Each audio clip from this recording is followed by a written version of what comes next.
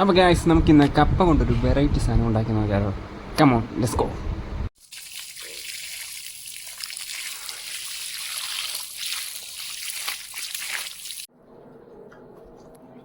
അപ്പം ഗൈസ് കപ്പ നല്ലപോലെ കഴുകി എടുത്തിട്ടുണ്ട്.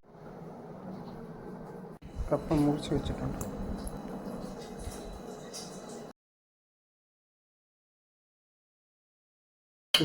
ഒരു ഗ്ലാസ് വെള്ളം.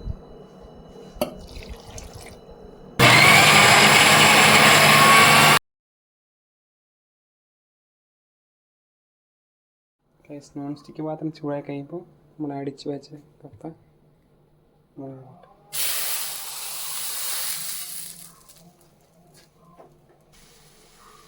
ഇതിന് നമ്മൾ നല്ലപോലെ ഇളക്കണം.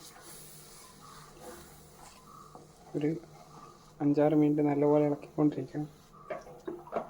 ഇപ്പോൾ ഗൈസ് നമ്മൾ കുറച്ച് നെയ്യ് ഒഴിച്ചിട്ടുണ്ട്.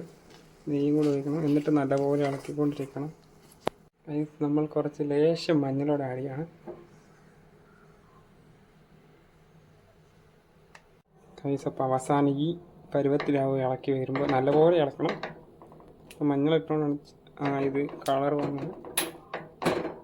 നല്ലപോലെ കുറുകി കിട്ടും. അപ്പോൾ ഗൈസ് സാധനം റെഡിയായി കഴിഞ്ഞു. വീഡിയോ ഇഷ്ടമായെങ്കിൽ ലൈക്ക്, ഷെയർ, സബ്സ്ക്രൈബ്. ഇനി അടുത്ത വീഡിയോയിൽ കാണാം. Bye bye.